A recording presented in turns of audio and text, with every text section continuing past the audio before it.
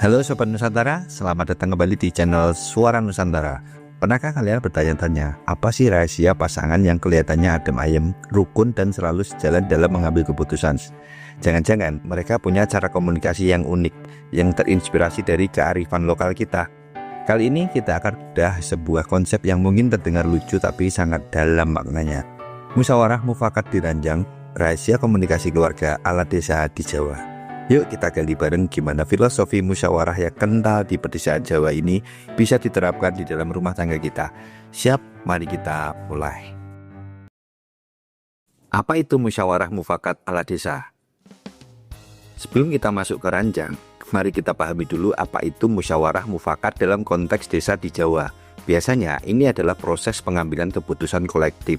Semua warga desa duduk bersama, menyampaikan pendapat, mendengarkan, dan mencari solusi terbaik yang diterima semua pihak, tanpa ada yang merasa dikalahkan. Intinya, persatuan dan kebersamaan di atas segalanya. Kebayang nggak kalau filosofi ini yang biasanya dipakai untuk hal-hal besar seperti pembangunan desa atau penyelesaian konflik antar warga, kita terapkan dalam skala mikro, yaitu di rumah tangga kita sendiri. Mengapa ini penting? Karena seringkali rumah tangga itu ibarat miniatur negara. Ada dua kepala, dua pemikiran, dua hati. Kalau nggak ada mekanisme yang pas untuk menyatukan perbedaan, yang ada malah drama dan konflik berkepanjangan. 3 pilar musyawarah mufakat di rumah tangga. Konsep musyawarah mufakat ala desa ini bisa kita terapkan dalam 3 pilar komunikasi di rumah tangga.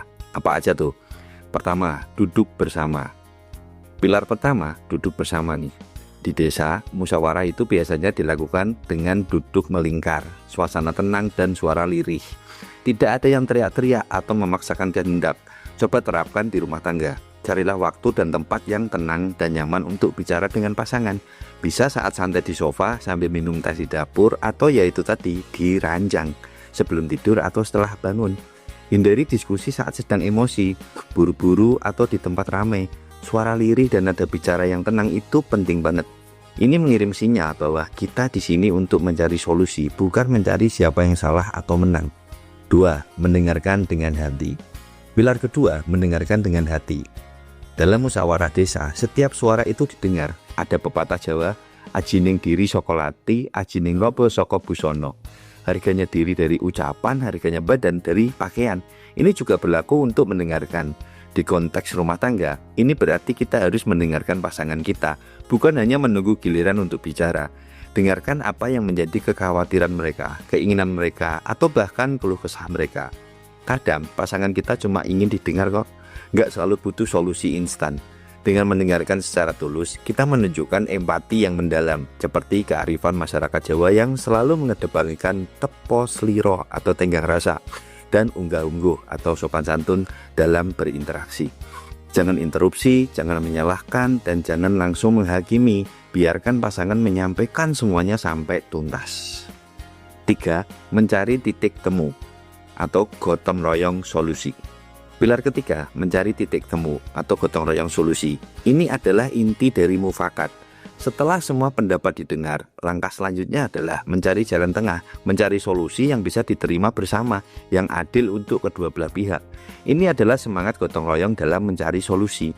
Mungkin awalnya kamu pengen A, pasangan pengen B, tapi setelah berdiskusi dengan tenang dan mendengarkan, bisa jadi muncul solusi C yang lebih baik dari A atau B, atau kompromi di mana masing-masing sedikit mengalah, tapi sama-sama merasa didengar dan dihormati. Ingat teman-teman, dalam rumah tangga itu bukan soal siapa yang menang atau kalah. Yang ada adalah kita menang bersama saat masalah terselesaikan dan hubungan tetap harmonis. Ini butuh kesediaan untuk melihat dari sudut pandang pasangan dan sedikit mengesampingkan ego.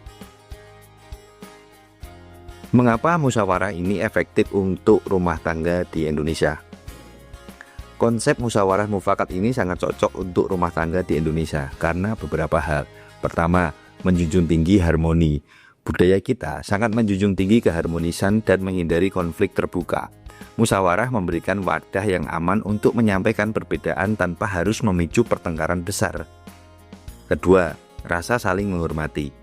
Setiap pendapat dihargai, setiap orang merasa punya andil dalam pengambilan keputusan. Ini membangun rasa saling hormat antara suami dan istri. Ketiga, keputusan yang kokoh.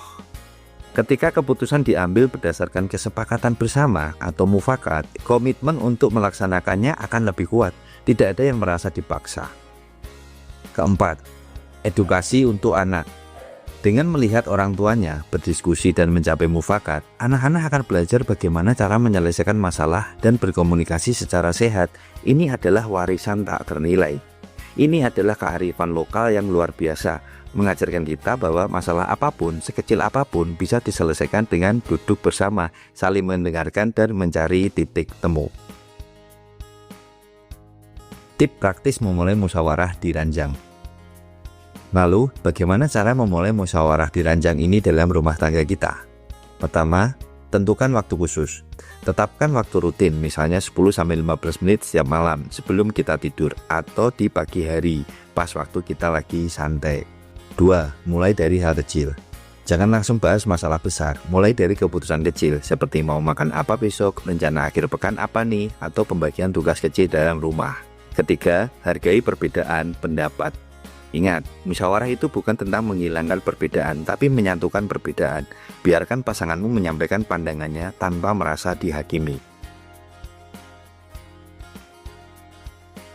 Sobat Nusantara, filosofi musyawarah mufakat ini bukan cuma untuk rapat desa atau kenegaraan. Ini adalah inti dari komunikasi yang sehat, yang bisa kita terapkan dalam rumah tangga kita sendiri, demi menciptakan keluarga yang harmonis, rukun, dan sejalan.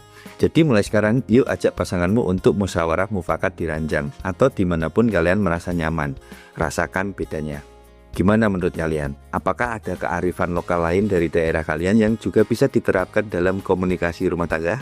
Share di kolom komentar ya. Kalau kalian suka video ini, jangan lupa like, komen, share ke teman-teman. Dan yang penting, subscribe channel Suara Nusantara ini, biar nggak ketinggalan video-video menarik lainnya. Sampai jumpa di video selanjutnya.